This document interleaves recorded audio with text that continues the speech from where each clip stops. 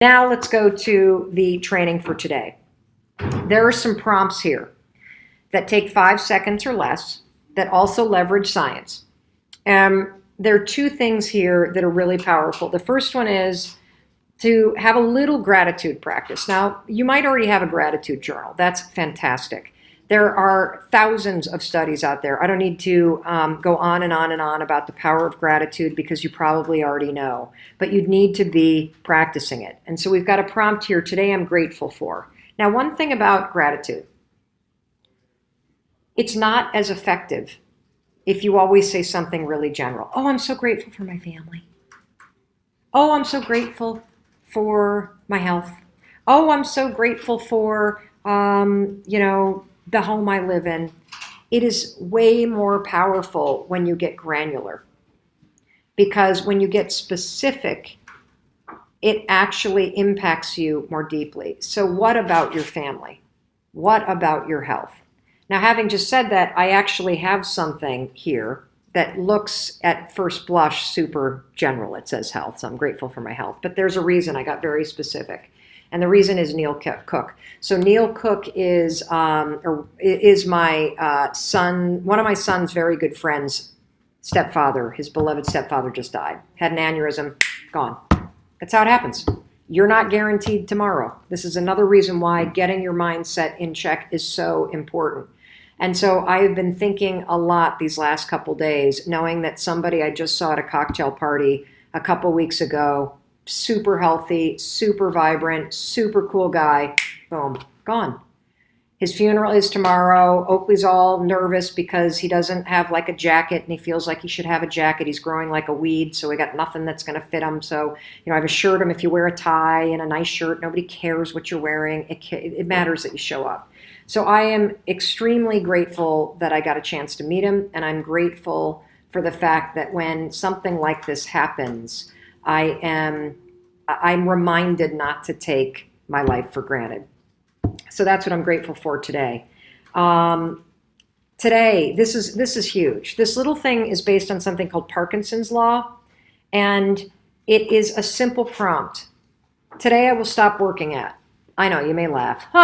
Stop working? What? Don't tell my boss that. I couldn't possibly do that.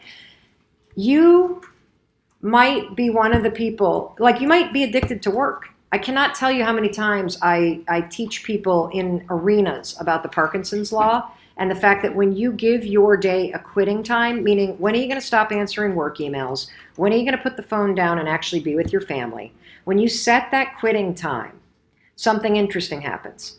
By setting that quitting time, you activate Parkinson's law.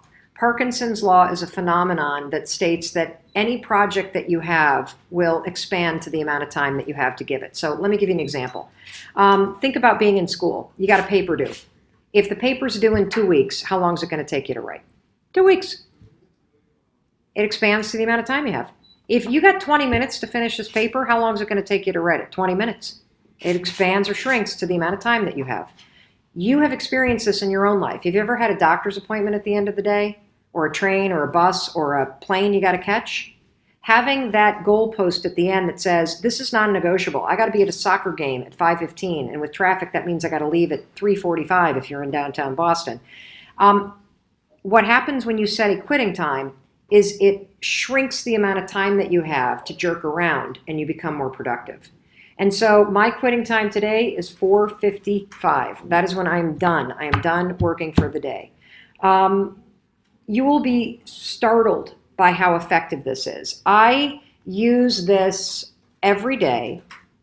I bet it works about 65 to 70% of the time.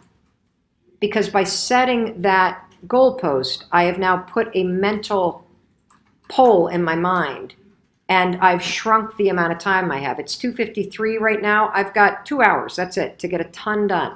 And so I'm going to be speed walking outside and speed ordering my cup of coffee and then coming back here and going right through the meetings that I need to get done.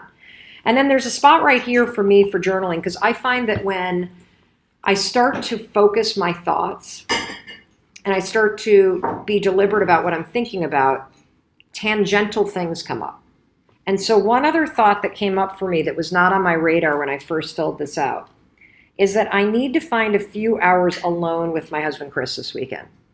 This is paramount.